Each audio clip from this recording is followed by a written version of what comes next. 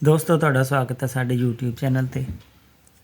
ਅੱਜ ਅਸੀਂ ਅਨਬਾਕਸਿੰਗ ਕਰਾਂਗੇ ਦੋ ਲੌਕਸ, ਪੈਡਲੌਕਸ Amazon ਤੋਂ ਪਰਚੇਜ਼ ਕੀਤੇ। ਇਹ ਪੋਲੀਥੀਨ ਪੈਕਿੰਗ ਦੇ ਵਿੱਚ ਇਸ ਤਰ੍ਹਾਂ, ਇਸ ਸਮੇਂ ਸੀਲਡ ਹੈ ਬਿਲਕੁਲ।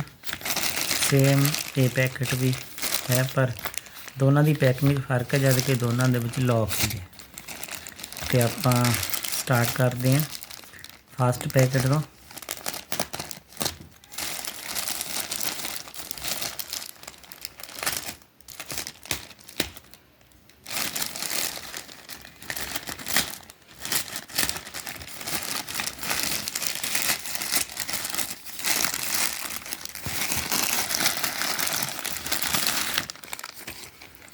ਤੇ ਇਹ ਹੈ ਹੈਰੀਸਨ ਦਾ ਲੌਕ 50 mm ਰਾਊਂਡ ਸ਼ੇਪ ਦੇ ਵਿੱਚ।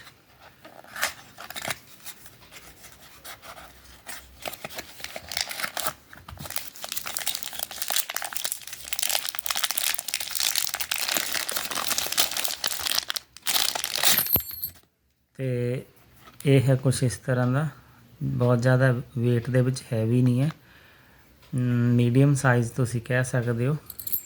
ਤੇ ਨਾਲ ਤਿੰਨ ਜਿਹੜੀਆਂ ਇਹਦੇ ਕੀਜ਼ ਹੈਗੀਆਂ, ਨੋਰਮਲ ਲੱਗ ਰਹੀਆਂ ਕੀਜ਼ ਵੀ। ਇਹ ਹੈ ਸਾਡਾ ਫਸਟ ਪ੍ਰੋਡਕਟ। ਤੇ ਇਸ ਤੋਂ ਬਾਅਦ ਆਪਾਂ ਹੁਣ ਕਰਾਂਗੇ ਅਨਬਾਕਸ ਦੂਜਾ ਪਾਰਸਲ।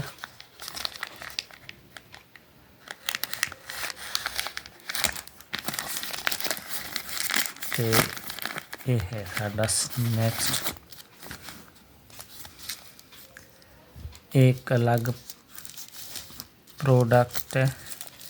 ਪੈਕਿੰਗ ਕਾफ़ी ज़्यादा ਕੀਤੀ ਹੋਈ ਹੈ, ਕੋਈ ਦਾ ਸਿਰਾ ਜਿਹੜਾ ਲੱਭਣਾ ਬੜਾ ਔਖਾ ਹੈ।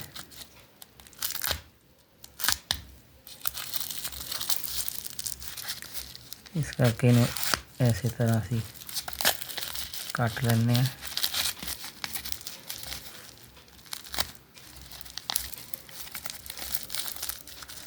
ਲੌਕ ਹੈ, ਪਰ ਆ ਜਿਹੜਾ ਕਾਫੀ ਸਾਰਾ ਪੇਪਰ ਇਹਦੇ ਪੰਨੇ ਨੇ ਰੈਪ ਕਰਿਆ ਹੋਇਆ।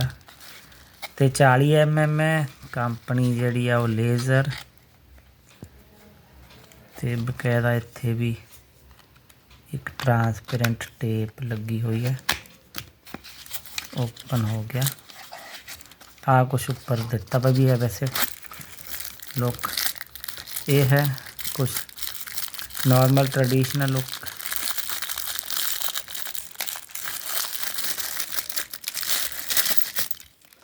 ਤੇ ਇਹਦੇ ਨਾਲ ਜਿਹੜੀਆਂ ਤੁਸੀਂ ਦੇਖਦੇ ਹੋ ਕੀਜ਼ ਵੀ ਥੋੜ੍ਹੀਆਂ ਅਲੱਗ ਤਰ੍ਹਾਂ ਦੀਆਂ ਹੈ, ਇਹ ਛੋਟੀਆਂ, ਇਹਦੀ ਮੀਡੀਅਮ ਸਾਈਜ਼ ਲੌਕ ਹੈ।